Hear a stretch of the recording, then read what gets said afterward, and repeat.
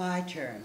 You know, Tariq and I ran into each other coming here, and we jockeyed about who would attack Obama and who would defend Obama. And I agreed that since he had already published the book, I had to defend Obama. But, you know, I do in a way want to defend Obama. Not by defending him personally. I don't think that this should be a discussion of his personal convictions or his courage or his boldness or this and that, how much energy he has. I think what we have to understand better is the way the political position of being at the peak of the American government, of the imperial power in the world, the way in which it constrains what one does. No president of the United States should be the great white hope of the left. The left has to place its hope in movements from the bottom, not in a president who gets elected in part by some help from the left. That said, I nevertheless think, because one thing I do disagree with Tariq about is that all my friends are complaining endlessly about Obama. I don't know why you think that he is still our beloved. He isn't. I'm very glad to hear that. Yeah. That said, I still think we ought to place the 2008 election in perspective and recognize, as Tariq said, that it was a significant victory, that for one thing, an African American was elected to the presidency of the United States. Those of you who are like me can remember the 1960s.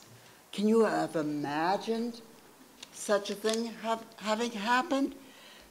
That's a cultural change that can, over time, turn out to be of great significance. Or think about it this other way. If Obama had not won in the general election, Sarah Palin and John McCain would have won.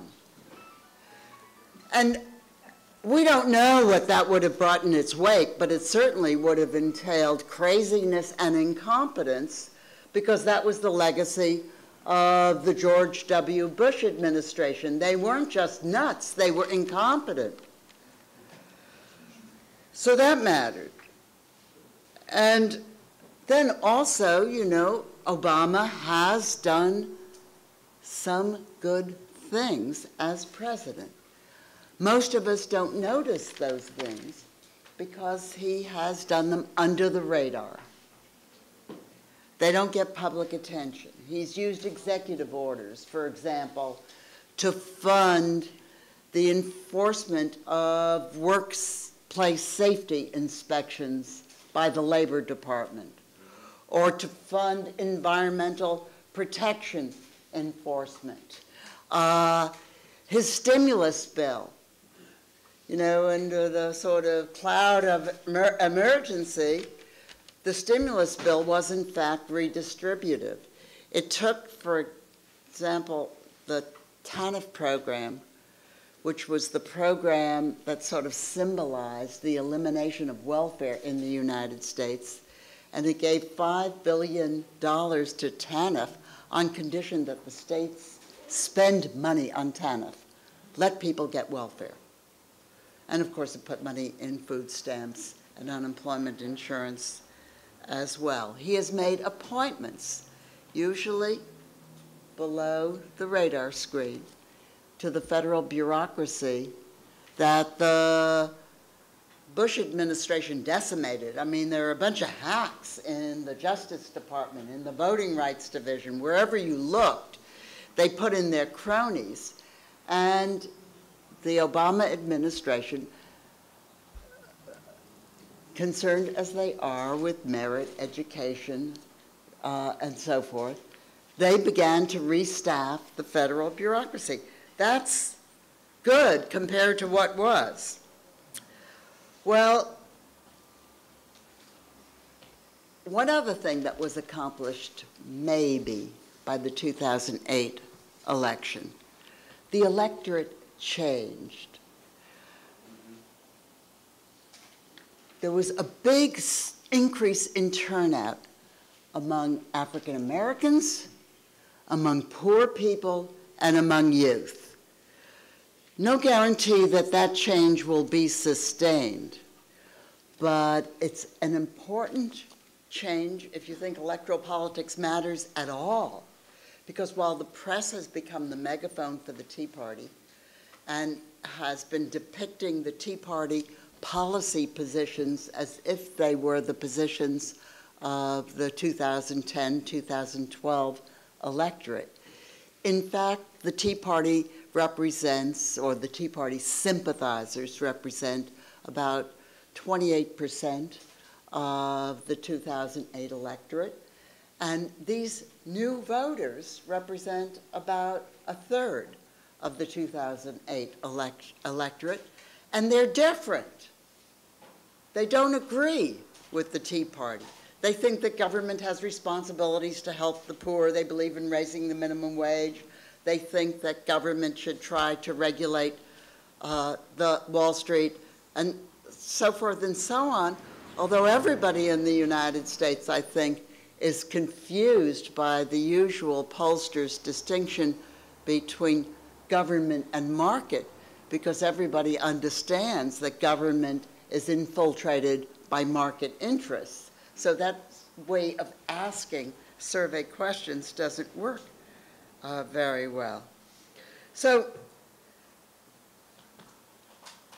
the Obama administration has done some good things compared to the administrations that we've had for a very long time.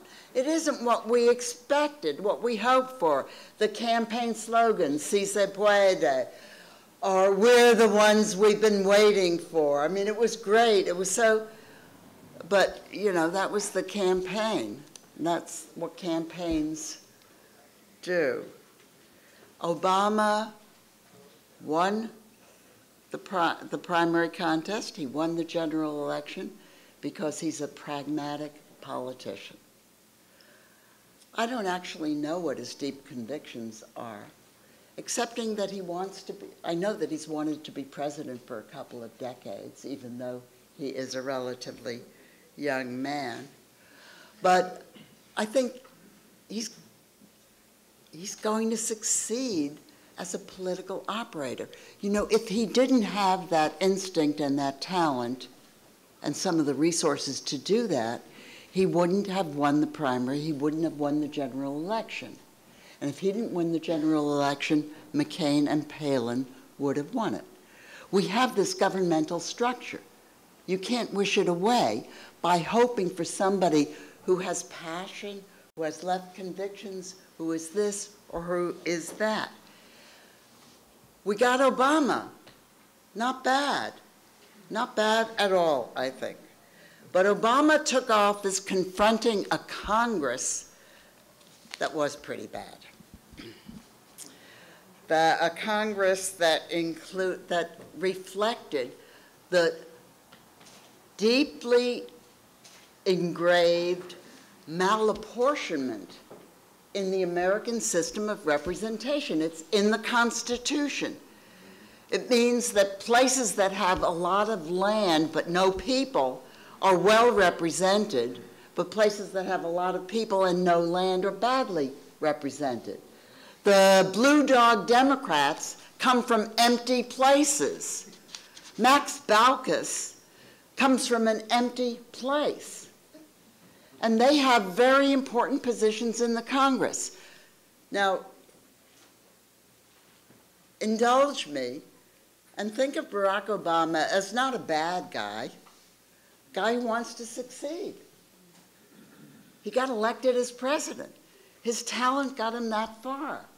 And he would like to have a good legacy. He is a liberal spirit. We know that from his background and from his writing. And he's got to deal with this Congress.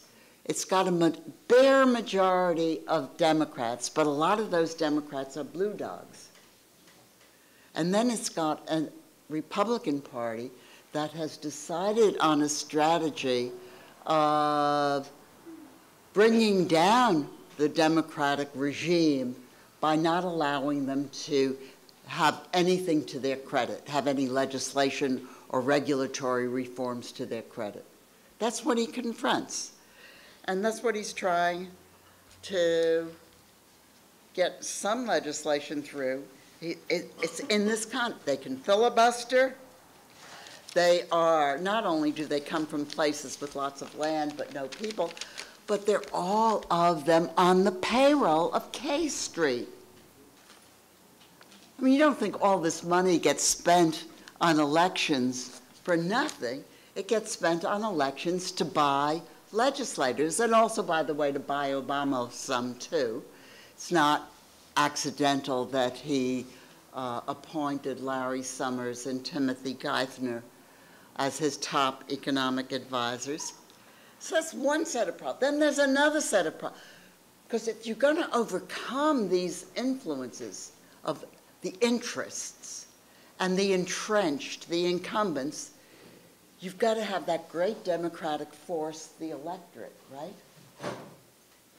Because we're still staying within the boundaries of electoral politics. Well, it's very hard to mobilize the electorate about policy issues in American politics, and it's become harder and harder. It's easy to mobilize the electorate for a campaign. We've got Barack and his great speeches and you know, clumsy John McCain. But how do you mobilize the electorate over Federal Reserve policy? This is very complicated, especially for somebody who has to work overtime or has 2 jobs. And it's boring.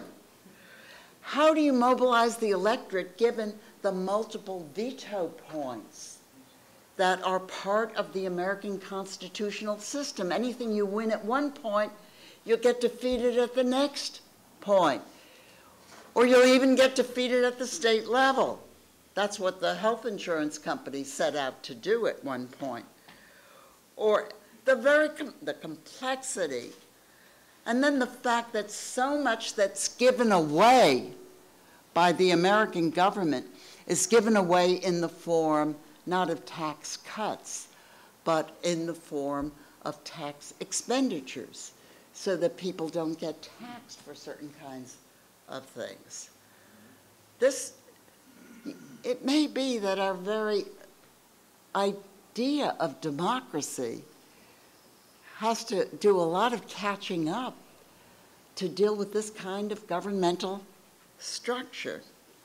So, and then there's the wars. I so much agree with you, Tariq.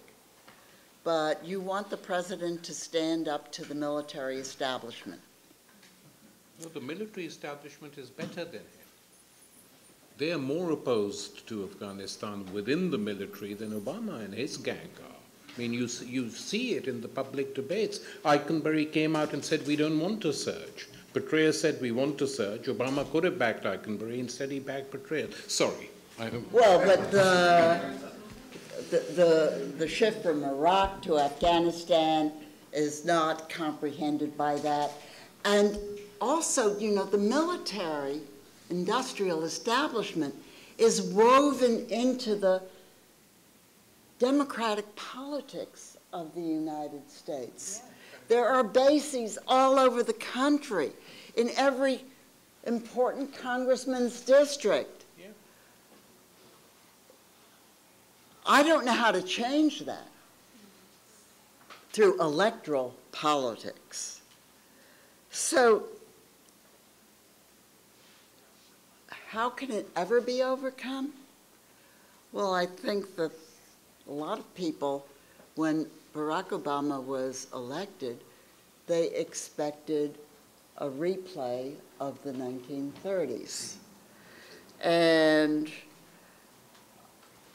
there was something in that, and there was something wrong about that. What was wrong about that is that the sort of apex of the 1930s movements and their victory was the rising of the industrial working class and the great sit-ins that occurred particularly in Flint. Well, we're not going to get that kind of rising of the industrial working class because they're no longer the central working population of the United States. It's going to be the movements of 2010s or 2020s are going to be different. I think they're going to be, importantly, more student movements, more immigrant movements. But whatever, the lesson of the 30s is that FDR didn't win the presidency as a great progressive leader or a radical leader, much less a transformative leader. He was a very conventional Democratic politician. His platform in 1932 was the same as the Democratic platform in 1928. He began to become a policy innovator and a reformer, and a significant reformer, when the signs of ungovernability began to spread in the country. When WPA sent out staff they were reporters they hired to go out and test the temperature of the country because they didn't have the same kind of pollsters that we have now. And the reporters wrote back, people are talking about revolution. Or this congressman from Mississippi, Theodore Bilbo, a notorious fellow, said that people are getting heated down here, and I'm getting a little bit pink myself. And, you know, people began, in 33, by 33, I mean, some stuff had begun earlier. Some stuff is already beginning in the United States. It's small. It doesn't make itself felt. It doesn't make an imprint on those who are touring the country to take the temperature of the country. A lot of that was happening in 1930-31 in the United States. But by 33-34, when Roosevelt actually took office, he had to worry about an ungovernable country. And if Barack Obama had to worry about a movement or movements in the United States that threatened ungovernability, he would be a lot better president.